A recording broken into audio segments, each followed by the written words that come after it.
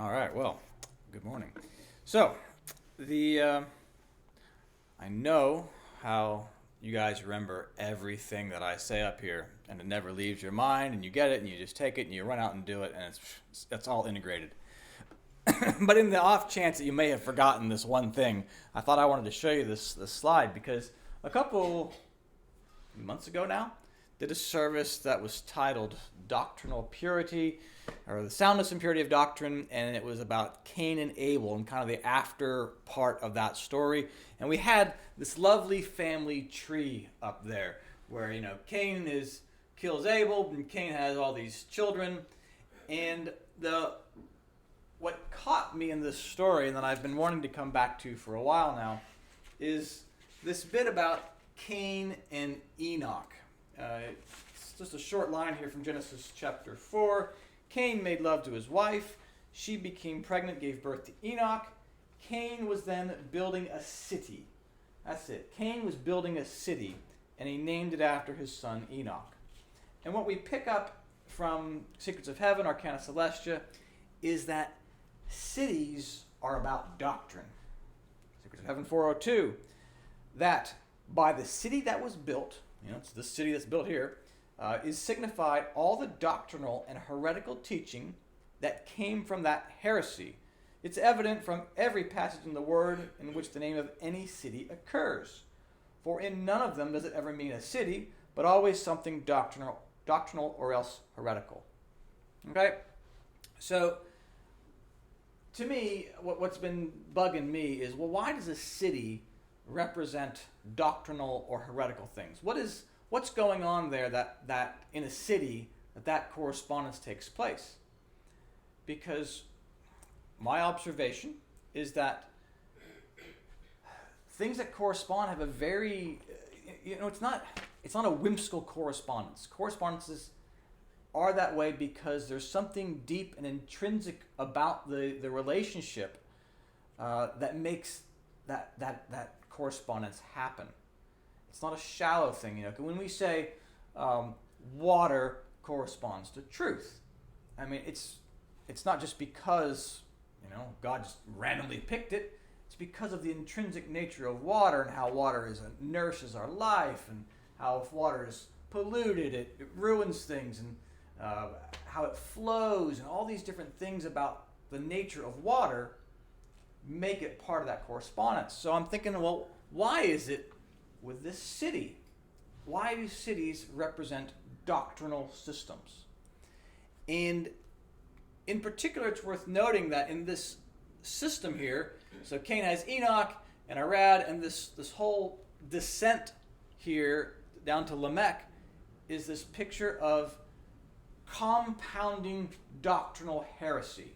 So Cain has a heresy, he gives it to Enoch, and this keeps on going down through the generations of this city. And so I decided I was going to take some time this week to explore that. Why is this relationship there? What is it about cities that they represent doctrinal structures? What is it about cities? Because there's more than just, streets and roads. I mean, that's normally what I think of as cities: streets, roads, buildings. But there's a lot more to cities and how they operate than I guess I'd first really given consideration to. And one of the things that the Romans sorted out fairly early on was infrastructure. Cities have infrastructure. You have these Romans from 600 BC saying, we need to get our sewage systems sorted out. And what was kind of interesting is that a lot of these ancient Roman emperors would say, oh, well, we want to turn this into a city of marble. They had this grand vision of how wonderful the city was going to be, but part of their big plan was also getting infrastructure right. There's something about that they understood, because cities are also inherently dense. There's a lot of people close to other people. So this density creates problems, whether it's trash or crime or crummy sidewalks. Anything that goes wrong in a city can hurt a lot of people in a hurry, especially when a city isn't properly maintained. And so what happens is any problem that exists in a city becomes magnified. And that proximity is what creates this magnification process. Proximity means that, well, somebody's bacteria is likely to affect a whole lot more other people's bacteria, space really quickly. When you're sharing the amount of space, you gobble up as much space as you can as quickly as you can. Density makes it easy to steal from one another. And of course, it makes other issues as far as congestion and drivers on city streets wearing out infrastructures. And, well, what happens if you have a whole lot more people go into a new area? Well, that creates a whole lot of problems. So cities need infrastructure, and they need a variety of different systems in place, and it needs to be well maintained for it to work. All those institutions that serve a city have got to keep doing their thing. So it's this density and proximity that I'm seeing in cities that create a dimension to them that perhaps we don't always consider when we look at a correspondence of a city. Think about the cities we have in scriptures. You've got, Sodom and Gomorrah. What was going on there? Love of dominion. That was the thing, and how that spreads around. And you have that story where Lot and his family is being hidden by the guy in the city, and they come knocking on the door. It's not just one guy who wants to knock on the door and have his way with Lot and family. It's a whole lot of them. This disease of dominion has spread around. There are other cities where we see the same kind of patterns, and we see it in a good sense too. In Bethlehem, it represents something celestial. So what happens there? What's drawn into that city? Wise men, shepherds, all the good characters that exist in that time. And it affects a lot of people quickly. What I want to read to you, though, is this passage from True Christian Religion. It's in your order of service. It's number 120, and it talks about the contagiousness of evil. It says, if there had been no redemption by the Lord, injustice and malice would have spread throughout the Christian realm in both worlds, the earthly and the spiritual. There are many reasons for this. One is that all human beings after death come into the world of spirits. They are exactly the same then as they were before. When they first enter that world, none of them can be prevented from interacting with parents, siblings, relatives, and friends who have died. And that at that time, every husband first looks for his wife, and every wife looks for her husband. Their spouses, as well as their family and friends, introduce them to various social groups that include people who are outwardly like sheep, but inwardly like wolves. The newcomers are corrupted by these wolves, even the newcomers who have been particularly devoted to religion.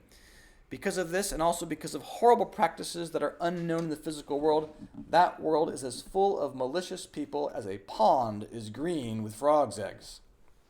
I'm assuming that means ponds are very green with frogs' eggs, having not seen that before. Interaction with evil people there has this contagious effect, as you can clearly see from the following similar situations.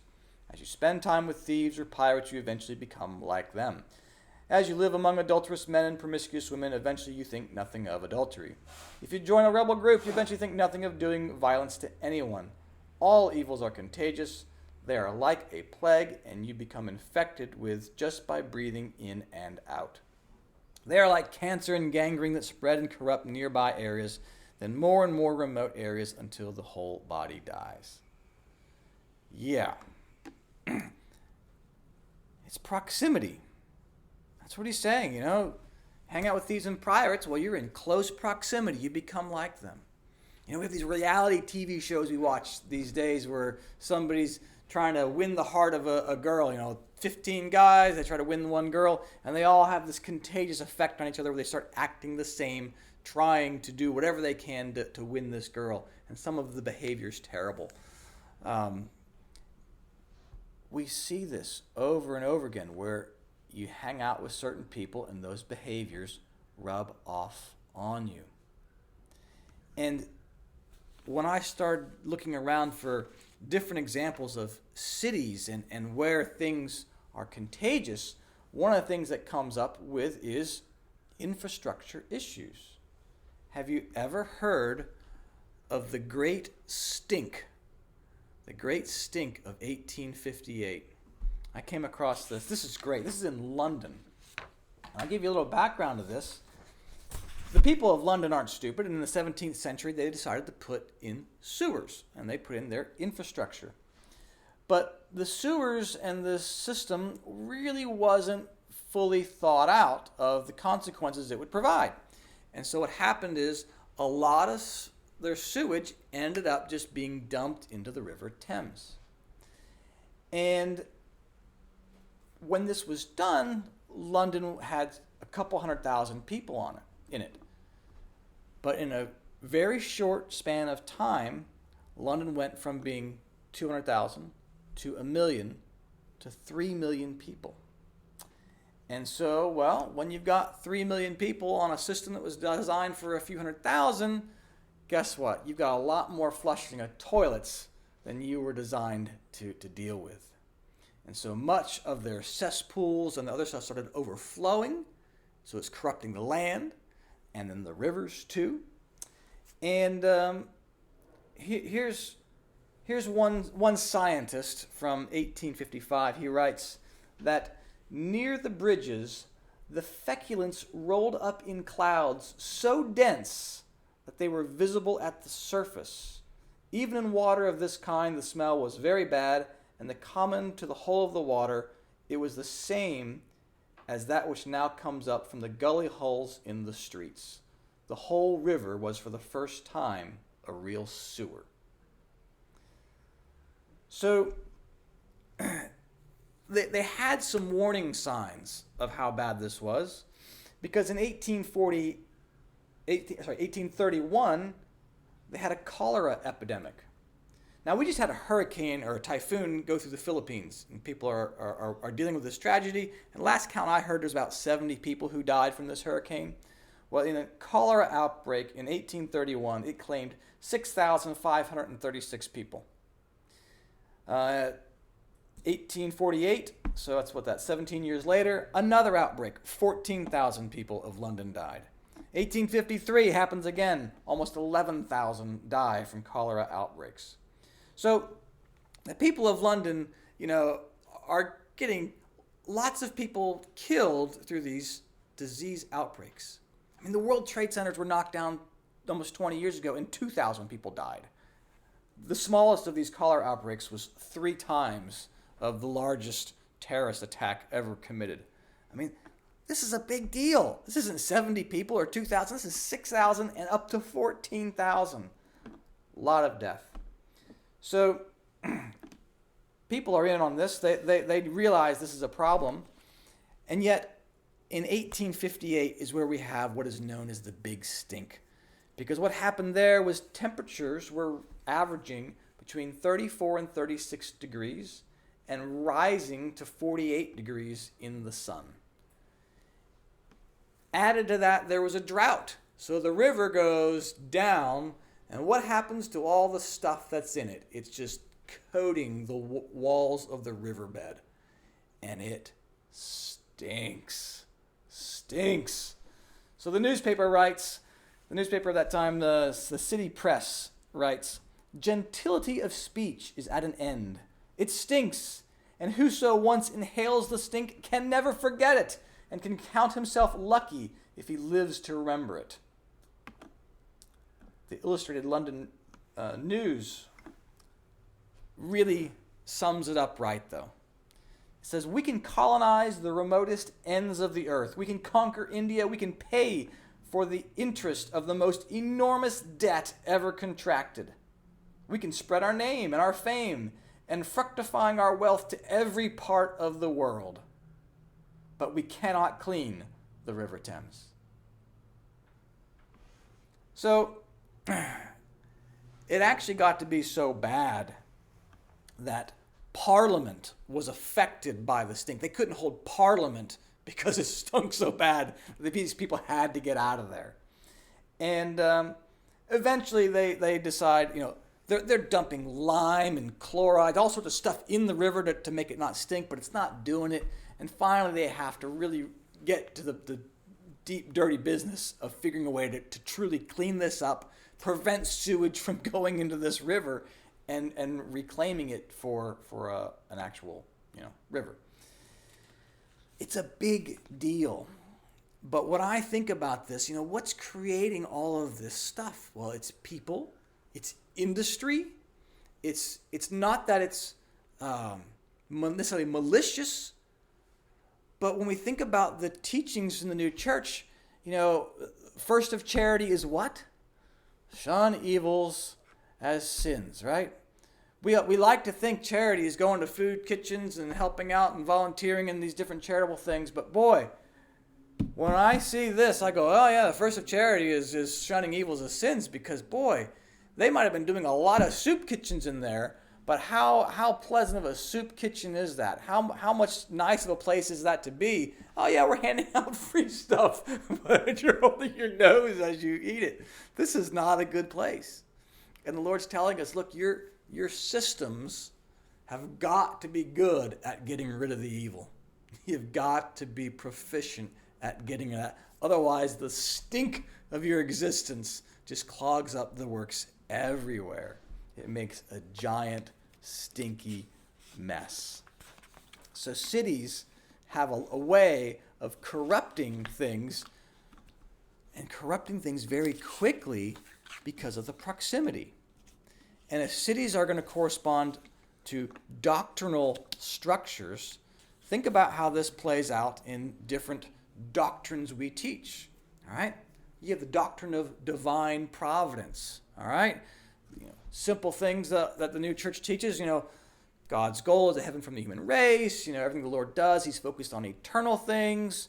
We got to act in freedom according to reason, put aside evils in our nature, and all these things. Well, what if in your doctrinal system you add in, well, you know what?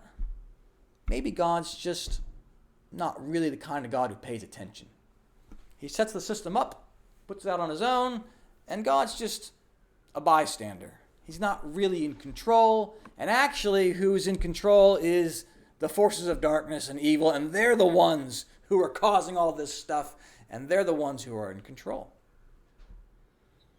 Well, how does that affect the rest of your doctrinal system about God being in control and God wanting a heaven from the human race, and we need freedom? How does you adding that little bit of stink into your system, how could that corrupt everything else?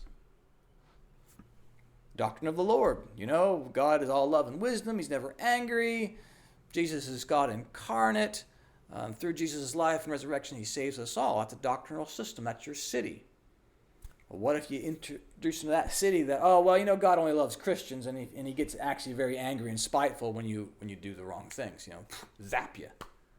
Well, that's some pollution, and you need this infrastructure in your doctrinal system that can get rid of that effluence, so that way when you have a drought, there's no blessings in your life, no blessings, and it's really hot, you got some pressure on your life, you're being tested, that you have a way to still get rid of literally crap, get rid of the crap out of these systems, so that your doctrine stays pure and you don't get spiritually sick out of it.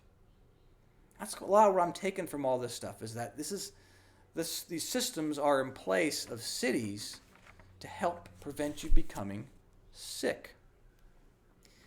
We have other readings in here that are about how cities represent doctrine, and how interconnected the doctrine is what I'm hoping to show you by these examples of divine providence in the Lord. And you think about all the different teachings of the new church and how it's all interconnected, and how easy it is to muck it up. How easy it is to muck it up unless you have a way to get rid of it.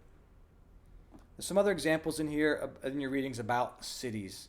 And in Luke, It's about a man who goes away and he gives money to his servants here to do these things, and when he comes back, the money's doubled. And the Lord says to him, he says, well, good servant, you shall have authority over 10 cities. And the one who's returned the 5 says, you shall have authority over 5 cities. So this is an idea of a person who has done well, who has been wise in intelligence. A.R. says, cities here likewise symbolize doctrines or doctrinal truths, and to be over them is to be intelligent and wise.